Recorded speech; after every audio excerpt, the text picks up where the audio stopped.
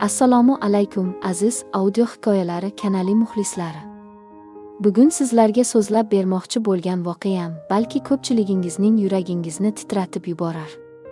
Quloq tuting, bu mening qafasga tushib qolgan, ammo parvoz qilishni unutmagan qushning hikoyasi. Toshkent osmonini qop-qora bulutlar qoplagan. Go'yo tabiat ham bugun sodir bo'ladigan adolatsizlikdan norozidek yig'lardi. Shaharning chekkasidagi eski ammo ozoda hovlida 19 yoshli Nilufar eski sandiq ustida o'tirib qo'lidagi ota-onasidan qolgan yagona suratga tikilardi.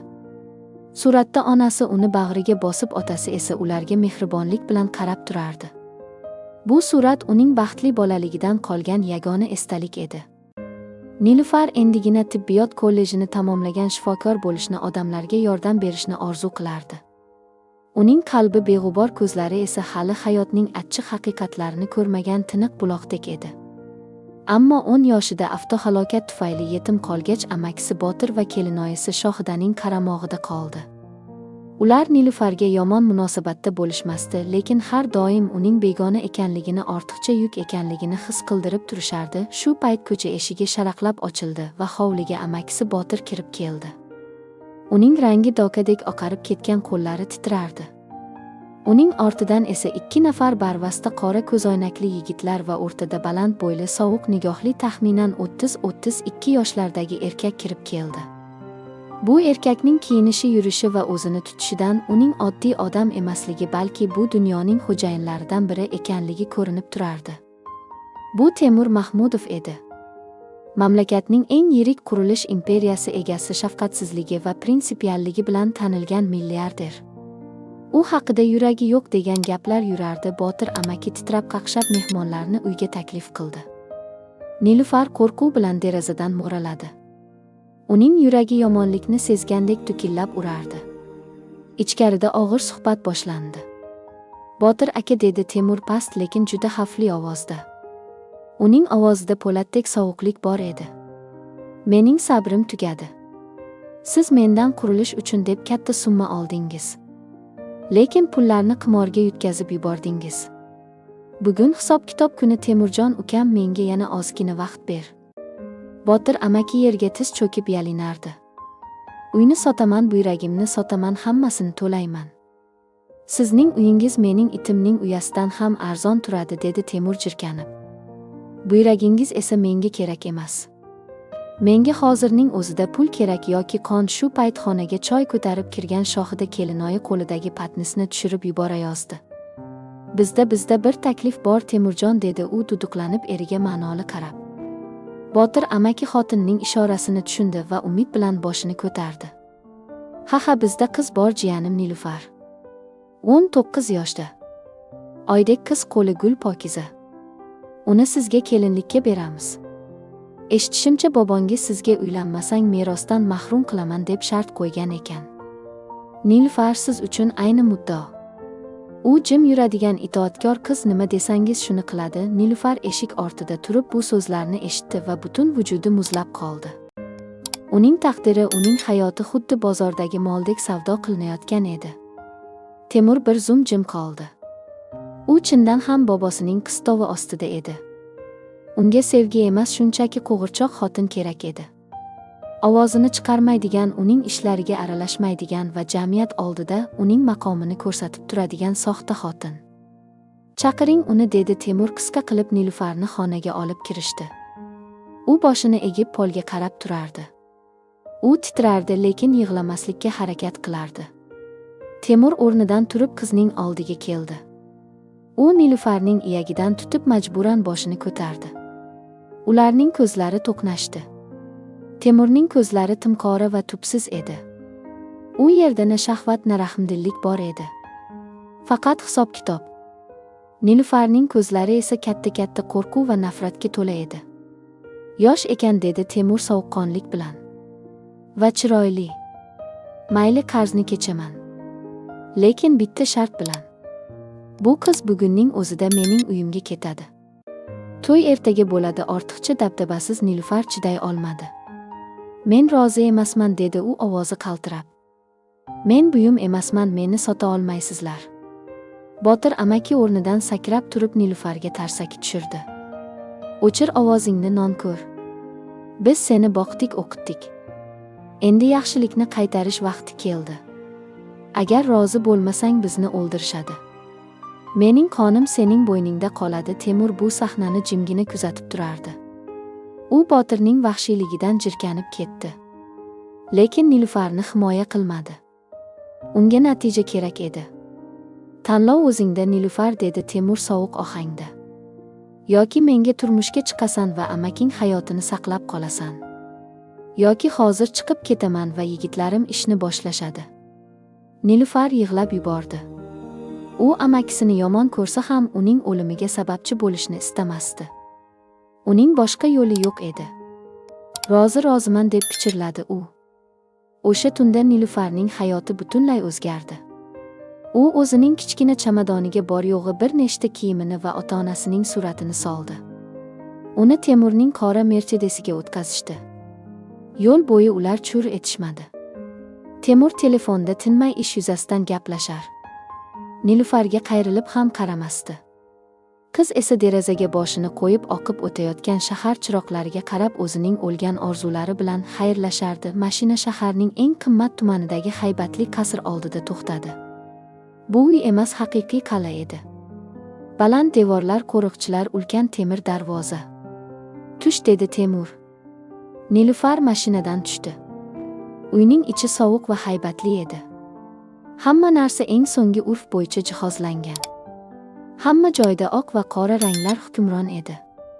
Bu mening uyim, dedi Temur unga o'girilib. Va endi sening qafasing. Ular katta zalga kirishdi. Hushyor bo'l, Nilufar, dedi Temur qat'iy. Bu nikoh shunchaki biznes kelishuvi. Mendan sevgi, e'tibor yoki er-xotinlik munosabatlarini kutma. Sen bu uyda faqat mening familiyamni tashiysan. Mening qoidalarim bor. Mening ishimga, shaxsiy hayotimga aralashmaysan. Ruxsatsiz uydan chiqmaysan. Uyning sharqiy qanotidagi kabinetimga va yerto'laga tushish qat'iyan man etiladi. Agar qoidalarni buzmasang muhtojliksiz yashaysan. O'qishingni davom ettirishing mumkin, faqat mening nazoratimda. Tushunarlimi? Nilufar unga nafrat bilan qaradi. Sizda yurak bormi? O'zi so'radi u. Temur kinoyali jilmaydi. Yurak bu zaiflik belgisi. Men esa zaif bo'lishni yoqtirmayman. Xizmatchi senga xonangni ko'rsatadi. Ertaga ertalab zaksdan o'tamiz. Nilufar uchun ajratilgan xona hashamatli edi, lekin u yerda iliqlik yo'q edi. Derazalar panjarali emasdi, lekin balandligi va qo'riqchilarning ko'pligi qochishning iloji yo'qligini anglatardi. Nilufar karavotga o'tirdi. U yig'lamadi. Uning ko'z yoshlari qurib qolgandi. Uning ichida g'alati bir kuch uyg'ondi. Men sinmayman, dedi u o'ziga o'zi. Sen meni sotib olding, Temur Mahmudov. Lekin ruhimni sindira olmaysan.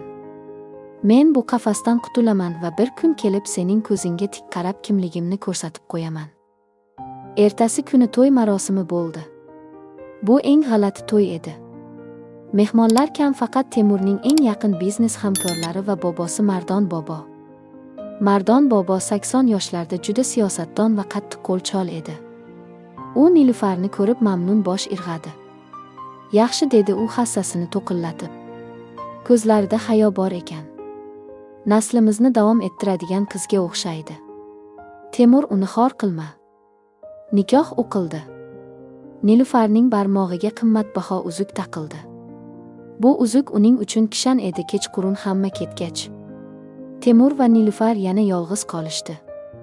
Nilufar yotoqxonada nima bo'lishini kutib qo'rquv ichida o'tirardi. Eshik ochildi. Temur kirdi. U smokingini yechgan, oq ko'ylagining tugmalarini bo'shatgandi. U charchagan ko'rinardi. Nilufar orqaga tisarildi. Menga yaqinlashmang. Temur unga bir qaradi va istehzo bilan kuldi. Qo'rqma, senga tegish niyatim yo'q. Men ayollar bilan faqat o'z xohishim bilan bo'laman. Majburlab emas. Sen divanda yotasan, men karavotda. Yoki xohlasang boshqa xonaga chiqib ketishing mumkin. Lekin bobom va xizmatchilar bizni birga deb o'ylashlari kerak. U yostiq va ko'rpani olib divanga tashladi. Uxla, ertaga erta turishing kerak. Seni yangi hayotingning birinchi darsi kutmoqda. Qanaqa dars so'radi Nilufar hayron bo'lib. Bu shafqatsiz dunyoda qanday qilib tirik qolish darsi, dedi Temur chiroqni o'chirib. Zulmatda Nilufar shiftga qarab yotardi. Uning yonida bir xonada unga tamoman begona va qo'rqinchli erkak uxlab yotardi. Lekin g'alati tomoni Temur unga tegmadi. Uning so'zlarida qandaydir mardlik bor edimi? Yoki bu shunchaki uning kibrimi? Nilufar bilmasdiki, Temurning hayotida ham katta fojia yashiringan edi. Uning onasi yillar oldin otasini va uni tashlab pul uchun boshqa erkakka qochib ketgan edi. Shundan beri Temur barcha ayollarni sotqin va pulga o'ch deb hisoblardi. Nilufar ham uning nazdida shundaylardan biri edi. Amakisining qarzini yopish uchun o'zini sotgan qiz, ammo tun yarmida Nilufar g'alati tovushdan uyg'onib ketdi. Temur alahsirayotgandi. U tushida kimnidir chaqirardi. Ketma ona, ketma. Meni tashlab ketma. Nilufar o'rnidan turib uning yoniga keldi. Kuni bo'yi mag'rur va shafqatsiz ko'ringan Po'lat odam hozir kichkina boladek ojiz ko'rinardi. Uning peshonasidan sovuq ter chiqardi. Nilufar ikkilanib turdi-da. Keyin sekin uning yelkasiga qo'lini qo'ydi. Tinchlarning hammasi joyida. Temur birdan ko'zini ochdi. Zulmatda uning nigohi yovvoyi hayvonniki singari yonardi. U Nilufarning qo'lini qattiq ushlab uni o'ziga tortdi. Sen kimsan, dedi u bo'g'iq ovozda, hali uyqu aralash. Bu yerda nima qilyapsan? Men shunchaki yordam bermoqchi edim, dedi Nilufar qo'rquvdan qaltirab. Temur uni itarib yubordi. Menga hech kimning yordami kerak emas. Ayniqsa senikidek sotqin qizning. Yo'qol ko'zimdan. Nilufar yig'lab yubormaslik uchun labini tishladi va o'z joyiga qaytdi. Ertalab uyg'onganda Temur allaqachon ketgan edi. Stol ustida esa konvert va qog'oz turardi. Qog'ozda shunday yozilgandi: bugundan boshlab ingliz tili va etiket darslaring boshlanadi. Kechqurun soat 19:00 da tayyor bo'l. Biznes kechki ovqatga boramiz. Meni uyaltirib qo'yma. PS. Kechagi tunni unut, hech narsa bo'lmadi. Konvert ichida esa cheksiz limitli kredit karti bor edi. Nilufar kartani qo'liga oldi. Demak, u meni shunday deb o'ylaydi. Pulga o'ch qiz deb. Mayli Temur Mahmudov, men sizning pulingizni ishlatmayman. Lekin men sizga kimligimni isbotlayman. Men bu uydan qurbon sifatida emas, g'olib sifatida chiqib ketaman. Nilufar deraza yoniga bordi. Quyosh chiqa boshlagan edi. Uning nurlari panjaralar orasidan o'tib Nilufarning yuziga tushdi. O'yin boshlandi. Taqdir Nilufarni oltin qafasga soldi. Lekin u sayrashni to'xtatadigan qushlardan emasdi. U hali bu sovuq devorlarni va Temurning muzlagan yuragini eritish uchun kurashadi. Yoki bu o'tda o'zi yonib kul bo'ladi. Ammo eng dahshatli sir hali oldinda edi. Nilufar bilmasdiki, Temurning aynan uni tanlashining yana bir ancha qorong'i sababi bor edi. Bu sabab Nilufarning marhum ota-onasi bilan bog'liq edi. Temurning uydagi hayot tashqaridan qaraganda jannatga o'xshardi. Lekin bu jannatning havosi bo'g'iq edi. Nilufarning har bir kuni soat mexanizmidek aniq va zerikarli o'tardi. Ertalab 7da nonushta yolg'iz. 9dan 2gacha ingliz tili va fransuz tili darslari. 13da tushlik ko'pincha yolg'iz.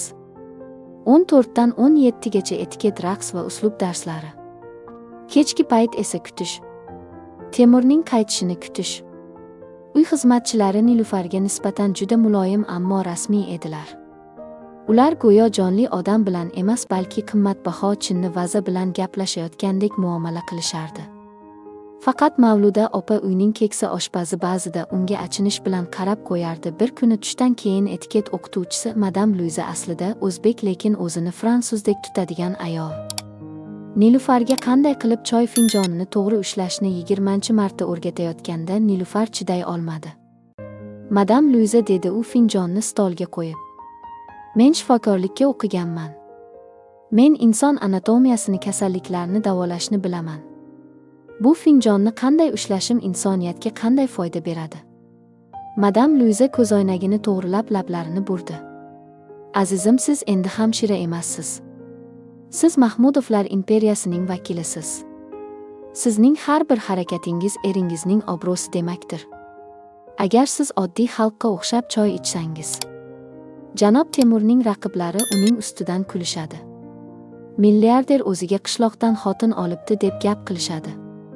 Siz shuni xohlaysizmi? Bu so'zlar Nilufarga tarsakdek tegdi. Qishloqdan kelgan qiz. Demak, hamma uni shunday ko'radi. Temur ham. Yo'q, dedi Nilufar qat'iy. Men hech kimning ustimdan kulishiga yo'l qo'ymayman. Davom etamiz. O'sha kuni kechqurun Temur uyga erta qaytdi. Uning kayfiyati yo'q edi. Qoshlari chimirilgan, ko'zlari charchoqdan qizargan. Keyin dedi u Nilufarga qaramay: "Bugun bobomning tug'ilgan kuni, katta ziyofat bo'ladi. Butun elita yig'iladi. Nima kiyishim kerak?" Nilufar so'radi. Xonanga qara stilistlar libos olib kelishdi. Nilufar xonasiga kirdi. Karavot ustida qop-qora baxmal matodan tikilgan uzun va juda nafis ko'ylak turardi. Ko'ylakning orqasi ochiq bo'lib, u juda jasur va shu bilan birga sirli ko'rinardi. Nilufar ko'ylakni kiyib ko'zguga qaradi. O'zini tanimadi. Ko'zgudagi qiz o'sha sodda yetim qiz emas, balki mag'rur, sovuq va yetib bo'lmas go'zal ayolga aylangandi. Bu niqob, dedi u o'ziga. Bu shunchaki ro. Ziyofat shaharning eng qimmat restoranida bo'lib o'tdi. Mardon bobo to'rda o'tirar, uning atrofida xushomadgo'y mehmonlar parvona edi. Temur va Nilufar kirib kelganda zalga sukunat cho'kdi. Hamma ularga, ayniqsa Nilufarga tikildi. Temur Nilufarning belidan ushlab uni bobosining oldiga olib bordi. "Tabriklayman bobo", dedi Temur rasmiy ohangda. Mardon bobo Nilufarga sinchkovlik bilan qaradi. "Kelin", dedi u mamnun bo'lib. "Bugun ko'zingda o't bor, menga yoqdi. Qani yonimga o'tir." Ziyofat davomida Nilufar o'zini mukammal tutdi. Madam Luizaning darslari bekor ketmagandi. U ovqatlanish qoidalariga rioya qilar, keraksiz gaplarga aralashmas, faqat jilmayib turardi. Ammo tinchlik uzoqqa cho'zilmadi. Stolga bir guruh yangi mehmonlar yaqinlashdi. Ularning boshlig'i Farruh ismli taxminan 35 yoshlardagi o'ta kibrli va surbet nigohli erkak edi. Farruh Temurning azaliy raqibi va biznesdagi eng katta dushmani ekanini Nilufar keyinroq bildi. "Temurbek", deb hayqirdi Farruh soxta samimiyat bilan. "Eshitishimcha uylanibsiz.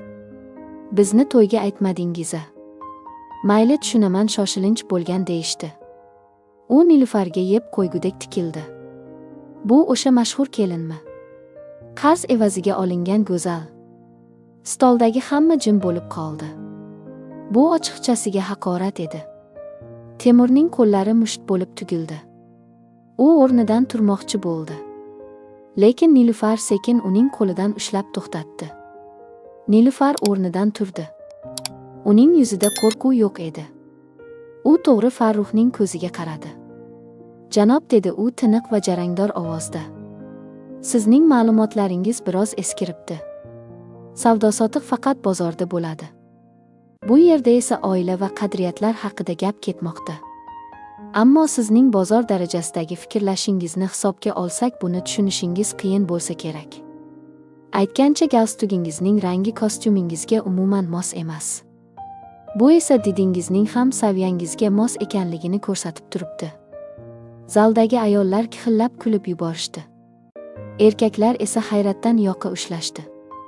Farruh qizarib ketdi. U kutilmagan zarbadan dovdirab qolgandi. "Sen", deb g'udrandi u.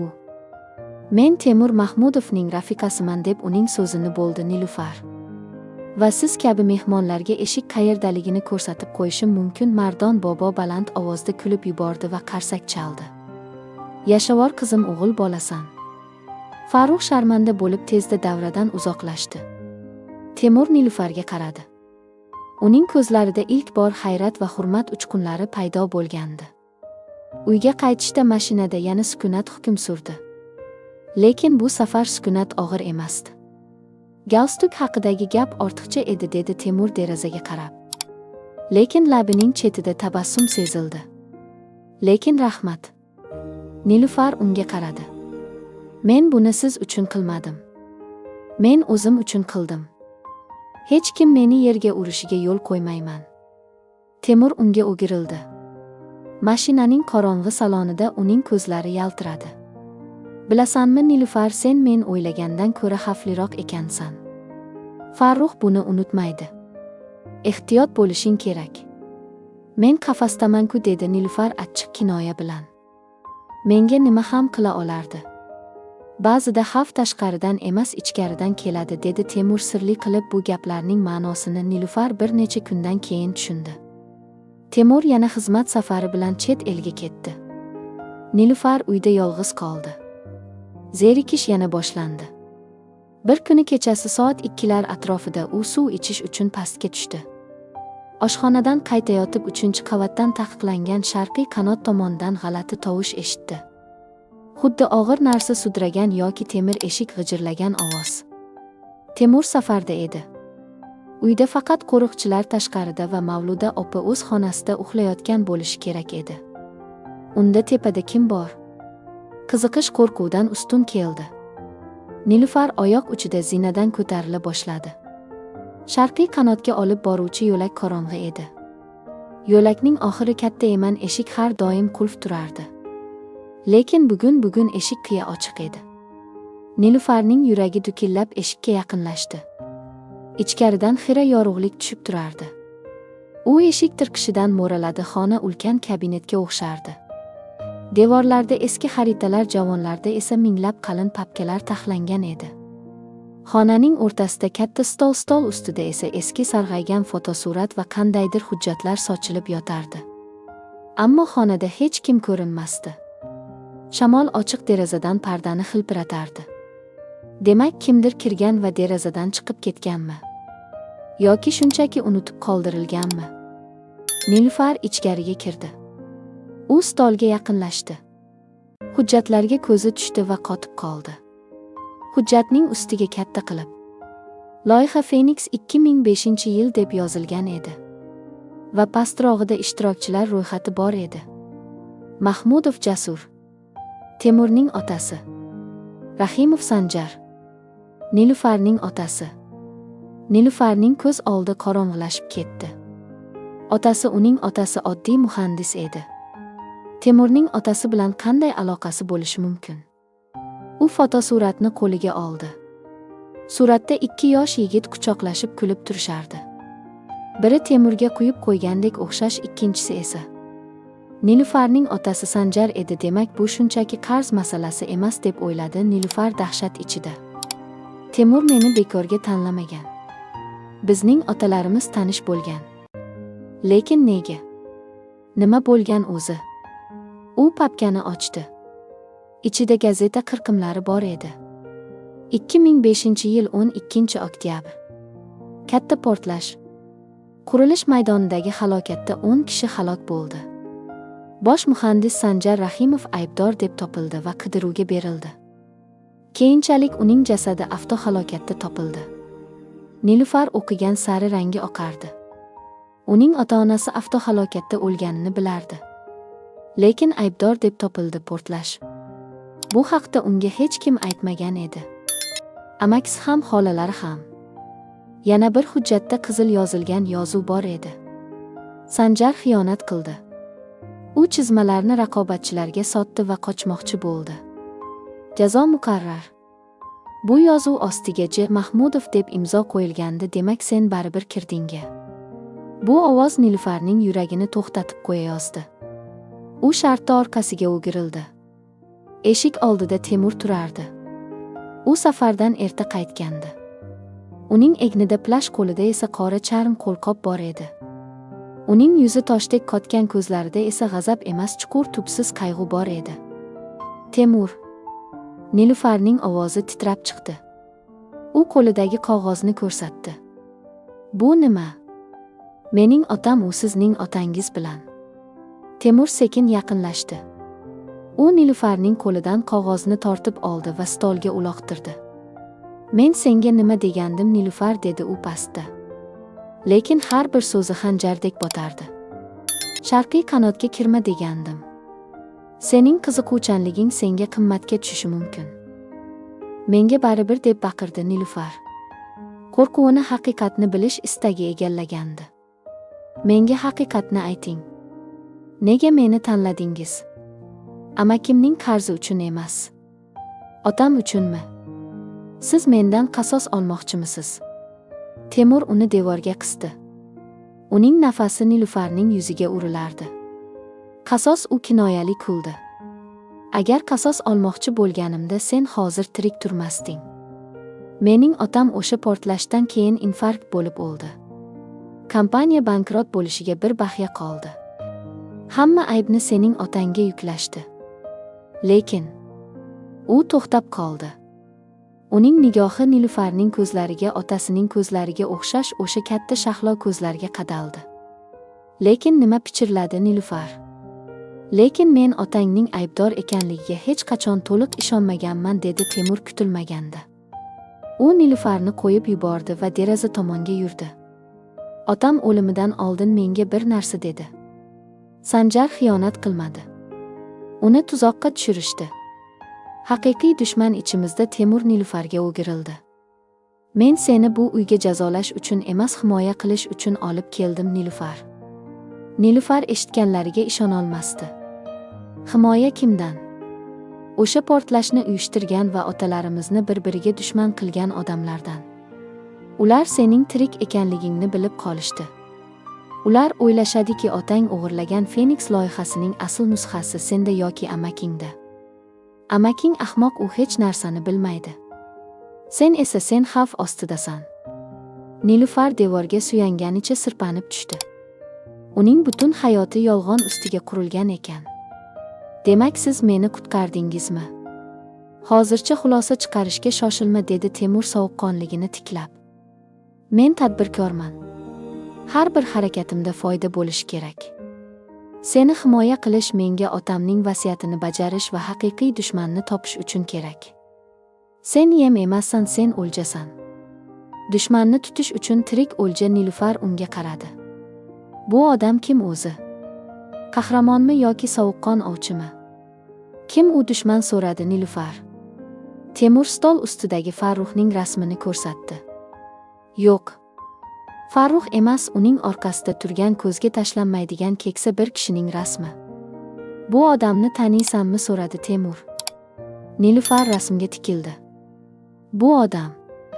Bu odamni u qayerdadir ko'rgan. Bolaligida otasining ishxonasida. Bu Botir amakimning do'sti-ku, dedi Nilufar hayratlanib. Yo'q, dedi Temur. Bu mening o'gay tog'am va u soyalar uyushmasining rahbari. U sening otangni o'ldirtirgan. Endi esa navbat senga. Shu payt uydagi chiroqlar o'chib qoldi. Signalizatsiya tizimi chinqirab yubordi. Temur darhol hushyor tortdi. U tortmasdan to'pponcha oldi. Ular kelishdi, dedi u past ovozda. Aftidan men o'ylagandan ham tezroq harakat qilishdi. U Nilufarning qo'lidan ushladi. Menga ishonasanmi? Nilufar ikkilanib turdi. Uning oldida uni sotib olgan, unga xo'jayinlik qilgan odam turardi. Lekin hozir uning ko'zlarida yolg'on yo'q edi. Bilmadim, dedi Nilufar rostini aytib. Unda tirik qolishni tanla, dedi Temur va uni qorong'i yo'lak bo'ylab sudrab ketdi. Derazadan o'q ovozi eshitildi. Oyna chil-chil bo'ldi. Oltin qafas endi qal'aga emas, jang maydoniga aylangandi. Va bu jangda Nilufar endi kuzatuvchi emas, asosiy nishon edi. Ular yashirin zinadan pastga yerto'laga tushishdi. Bu yerda garaj bor edi. Temur eski lekin baquvvat Gelandewagenning eshigini ochdi. O'tir, dedi u. Mashina o't oldi. Eshik ochilishi bilan ularning oldini qora niqobli odamlar to'sdi. Temur gazni bosdi. Mashina dushmanlarning mashinasiga borib urildi va yo'l ochdi. Tungi Toshkent ko'chalari bo'ylab xavfli poyga boshlandi. Nilufar o'rindiqqa yopishib olgandi. Biz qayerga ketyapmiz, deb baqirdi u motor shovqini ostida. Temur rulni keskin burdi. Mening bolaligim o'tgan joyga. Ular bizni u yerda qidirishmaydi, tog'dagi eski kulba. Bu tun uzun bo'lishi aniq edi. Nilufarning qafasdagi hayoti tugadi. Endi ov boshlangandi va bu ovda kim ovchi, kim o'lja ekanligi hali noma'lum edi. Tungi tog' yo'li ilon izi bo'lib buralib ketgan, atrofni qop-qora zulmat va qalin qor qoplagan edi. Gelandevagen motori bo'kirib tik qiyalikdan yuqoriga o'rlardi. Temur mashinani bir qo'li bilan boshqarar, ikkinchi qo'lini esa qorniga mahkam bosib olgandi. Nilufar qo'rquvdan qotib qolgan bo'lsa-da, shifokorlik instinkti uni hushyor torttirdi. Mashina salonida temir va qon isi anqib turardi. Siz yaralandingizmi deb so'radi Nilufar Temurning rangi dokadek oqarib ketganini ko'rib. Hamma narsa joyida. Oz qoldi, dedi Temur tishlarini g'ijirlatib. Uning peshonasidan sovuq ter oqardi. Yetib olishimiz kerak. Mashina nihoyat o'rmon ichidagi kichkina ko'zdan panadagi kulba oldida to'xtadi. Bu joy dunyodan uzilgan, faqat shamol uvillaydigan kimsasiz maskan edi. Temur motorni o'chirdi va eshikni ochmoqchi bo'ldi, lekin kuchi yetmay rulga yiqildi. Temur. Nilufar tezda mashinadan tushib uning tomoniga yugurdi. U Temurni mashinadan tushirishga yordam berdi. Temur og'ir edi. Uning butun og'irligi Nilufarning nozik yelkasiga tushdi.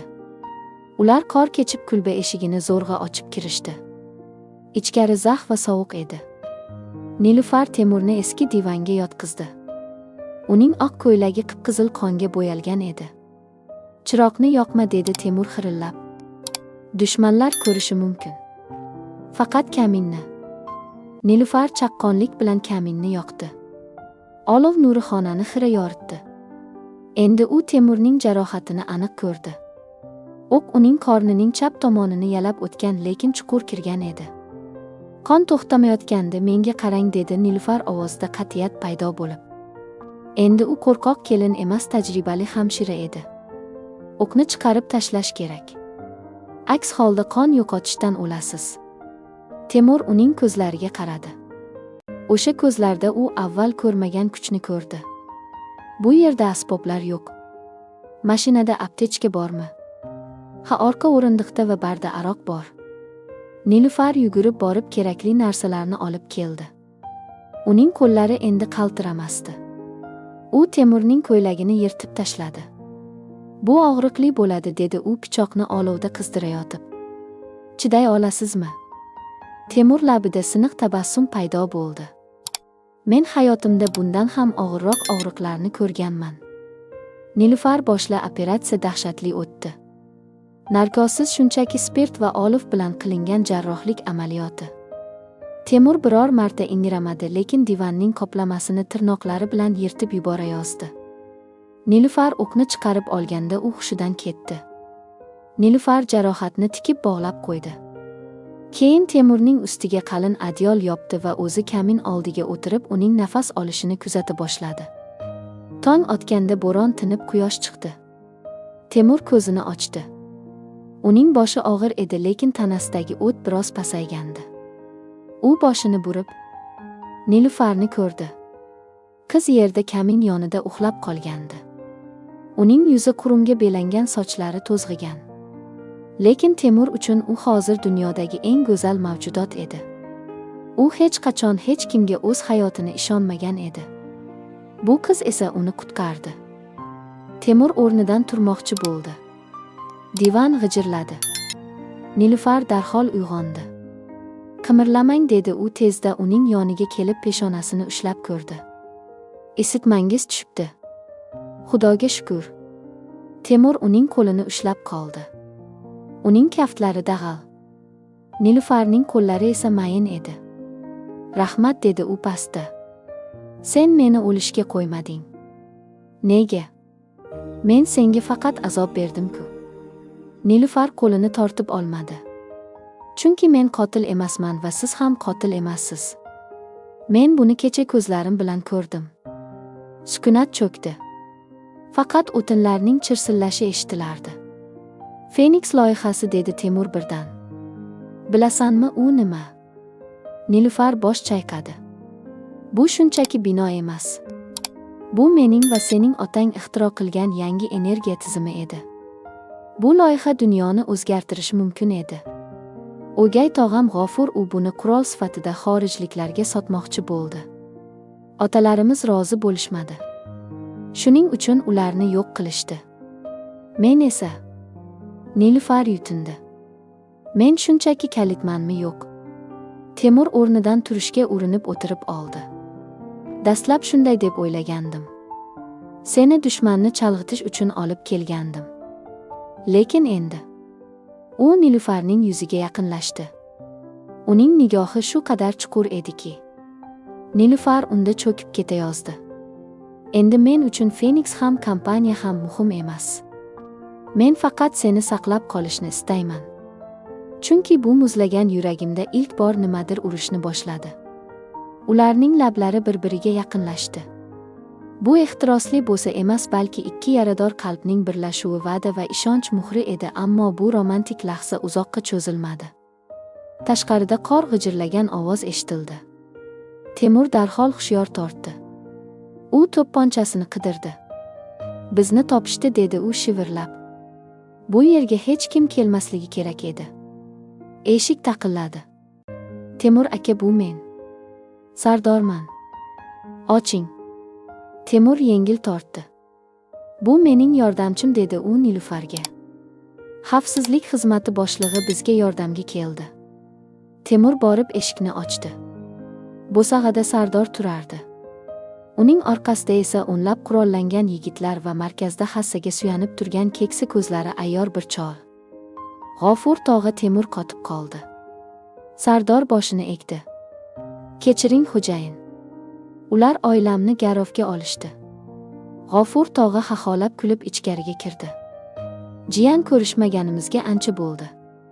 Qaraya, hatto tog'ning cho'qqisida ham senga tinchlik yo'q. Va bu. U Nilufarga tikildi. O'sha mashhur Phoenixning qizi. Sanjarning nusxasi. Nilufar Temurning orqasiga o'tdi. Temur yarador bo'lishiga qaramay tik turdi. Uni qo'yib yubor, dedi Temur g'azab bilan. Senga men kerakman. Kompaniya aksiyalar hammasini ol. Faqat qizga tegma. G'ofur tog'a bosh chayqadi. Temur, sen otangga o'xshab juda soddasan. Menga kompaniya allaqachon tegishli. Menga Phoenixning kodi kerak. Kod esa. U Nilufarga ishora qildi. Sanjar kodni qizining miyasiga emas, uning qoniga yashirgan bo'lishi ham mumkin. Yoki u biladigan biror qo'shiqda, biror ertakda. Nima bo'lganda ham bu qiz men bilan ketadi, o'ligimning ustidan o'tib olib ketasan. Temur Sardorning belidagi to'pponchaga tashlandi. O'q ovozi yangradi. Nilufar chinqirib yubordi. Temur yiqilmadi, lekin Sardor yerga quladi. Temur chaqqonlik bilan Sardorni o'ziga qalqon qilib to'pponchani G'ofurga o'qtaldi. Orqaga deb baqirdi u. Hammang qurolni tashla. Vaziyat taranglashdi. G'ofur tog'a jilmaydi. Sen yaradorsan Temur. Ko'pga chidamaysan. Qizni ber, men seni tirik qoldiraman. Nilufar qoch, deb buyurdi Temur. Orqangga qaramay orqa derazadan o'rmonga qoch. Men sizni tashlab ketmayman, yig'ladi Nilufar. Ket, dedim. Agar sen tirik qolsang men yengilmayman. Qoch. Nilufar ikkilanib turdi. Keyin ko'z yoshlari bilan orqa derazaga yugurdi. U derazadan sakrab qalin qorga tushdi va o'rmon ichiga qarab yugura boshladi. Orqada o'q ovozlari va Temurning hayqirig'i eshitildi. U yugurardi, yiqilardi, turib yana yugurardi. Sovuq o'pkasini kuydirardi. Men tirik qolishim kerak. Men qaytishim kerak. Men uni qutqarishim kerak. Nilufar o'rmonda necha soat yugurganini bilmasdi. Nihoyat u katta yo'lga chiqib oldi. U yerda eski yuk mashinasi kelayotgandi. Nilufar qo'l ko'tarib mashinani to'xtatdi. Qizim, tinchlikmi, so'radi haydovchi chol. Telefon. Telefoningiz bormi? Iltimos. Nilufar hansirab so'radi. U yagona umid bo'lgan raqamni terdi. Bu raqamni Temur unga bir marta, agar menga bir narsa bo'lsa faqat shu odamga ishon, deb aytgandi. Bu Mardon bobo edi. Allo, dedi boboning ovozi. Bobo, bu men. Nilufar. Temurni olib ketishdi. G'ofur tog'a oradan 24 soat o'tdi. Nilufar hozir xavfsiz joyda. Mardon boboning maxfiy qarorgohida edi. Bobo butun eski gvardiyani oyoqqa turg'azgandi. Demak, G'ofur o'yinni ochiq boshlabdi, dedi bobo g'azabdan qaltirab. U mening nabiramga qo'l ko'tardimi? Men uni yer bilan yakson qilaman. Biz Temurning qayerdaligini bilamizmi? So'radi Nilufar. Uning ko'zlarida endi yosh yo'q, faqat sovuq qasos o'ti bor edi. Bilamiz, dedi boboning yordamchisi. Ular uni eski sement zavodiga olib ketishgan. U yer G'ofurning asosiy bazasi. Lekin u yerni qo'riqlash juda kuchli. Bostirib kirish o'z joniga qasd qilish degani. Nilufar stol ustidagi Feniks loyihasining chizmalariga qaradi va birdan miyasida chaqmoq chaqdi. Bostirib kirish shart emas, dedi u sekin. Men bu zavodning chizmasini ko'rganman. Otamning daftarlarida. Bu zavodning yerto'lasida eski ventilyatsiya tizimi bor. U to'g'ri markaziy zalga olib chiqadi. Mardon bobo qizga hayrat bilan qaradi. Sen nima demoqchisan? Men kiraman, dedi Nilufar qat'iy. Temur meni qutqarish uchun o'zini fido qildi. Endi mening navbatim. Men shifokorman. Men og'riqni qanday to'xtatishni va qayerga zarba berishni bilaman. Nilufar qora harbiy kiyim kiydi, sochlarini mahkam yig'di. Uning qo'lida otasidan qolgan eski soat va Temur bergan pichoq bor edi. Tayyormisan qizim? So'radi Mardon bobo. Tayyorman, dedi Nilufar. Bugun kechasi yo hammamiz o'lamiz yoki bu la'nati o'yinni tugatamiz. Qora jip karvoni zavod tomon yo'l oldi. Osmonni qora bulutlar qoplagan, xuddi qiyomat boshlanayotgandek edi. Zavodning sovuq beton devorlari ichida esa Temur stulga bog'langan holda o'tirardi. Uning yuzi qonga belangan, lekin ruhi sinmagandi. G'ofur tog'a uning oldiga keldi. Qiz qayerda Temur? Ayt, tobing tugaydi. Temur qonli tupugini uning yuziga tupurdi. U sening jannatingga ham sig'maydigan darajada yuksakda. Sen unga yetolmaysan. Ko'ramiz, dedi G'ofur pichog'ini o'ynatib. Hozir uni topamiz. Shu payt zavodning chiroqlari lipillab o'chdi. Zulmat qa'rida qandaydir sharpalar harakatlana boshladi. O'yinning final qismi boshlandi. Qafasdagi qaldirg'och endi yirtqich qushga aylangan edi. Eski sement zavodining yer osti ventilyatsiya tizimi tor, qorong'i va bo'g'iq edi. Nilufar chang va o'rgimchak to'rlari orasidan sudralib borardi. Uning tizzalari shilingan, nafas olishi qiyinlashgandi. Lekin to'xtashga haqqi yo'q edi. Har bir soniya Temurning hayotini hal qilardi. U otasining chizmasini yodlab olgandi. O'ngga, keyin chapga 30 metr to'g'riga va asosiy zalning tepasidagi panjaraga chiqish. Nihoyat u panjara tirqishidan pastga qaradi. Manzara dahshatli edi. Zalning o'rtasida xira chiroq ostida Temur stulga bog'langan holda o'tirardi. Uning yuzi tanib bo'lmas darajada kaltaklangan, ko'ylagi qoniga yopishib qolgandi. Lekin u boshini tik tutib o'tirardi. Uning qarshisida G'ofur tog'a va undan ortiq qurollangan yigitlar turardi. So'nggi marta so'rayman Temur, dedi G'ofur tog'a uning jag'idan ushlab. Feniksning serveriga kirish kodi qayerda? Otang uni senga qoldirganini bilaman. Temur qonli tishlari orasidan kuldi. Sen hech narsani tushunmabsan G'ofur. Feniks bu kod emas. Bu falsafa. Sen kabi ochko'zlar buni hech qachon tushunmaydi. G'ofur g'azab bilan Temurning qorniga xuddi o'sha yara joyiga tepdi. Temur og'riqdan bukilib qoldi, lekin ingramadi. Demak, qiynoqni davom ettiramiz, dedi G'ofur sovuqqonlik bilan. Bolalar, Temirni qizdiring. Nilufar tepada o'zini tutib tura olmadi. Uning ko'zlaridan yosh emas, o't chaqnay boshladi. U shifokor edi. U hayotni saqlab qolishga qasam ichgandi. Lekin bugun u bu qasamni buzishga majbur. U sevgisini saqlab qolish uchun jangga kirish kerak. Nilufar sumkasidan kichkina qo'lbola moslamani oldi. Bu Mardon boboning yigitlari bergan tutunli granata va chalg'ituvchi vosita edi. U chuqur nafas oldi va panjarani sekin ochdi. Men keldim Temur, dedi u ichida. Pastda temir qizarib turgan pechka yonida turgan jallod Temurga yaqinlashdi.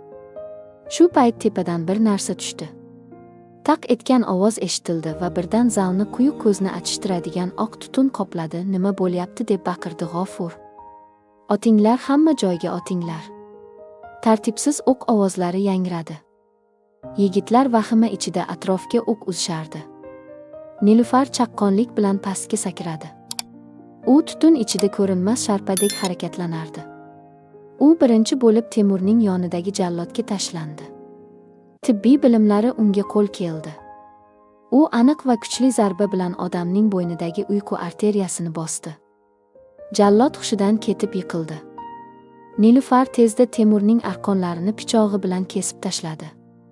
Nilufar. Temur o'z ko'zlariga ishonmasdi.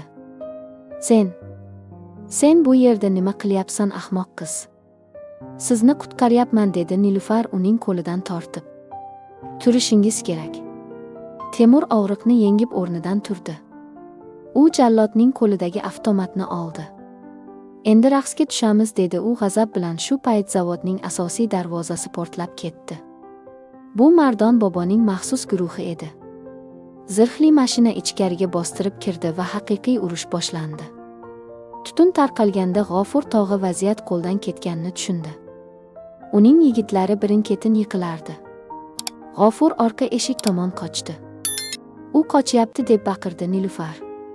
Sen shu yerda qol, xavfsiz joyga o't, dedi Temur va G'ofurning ortidan yugurdi. Yo'q.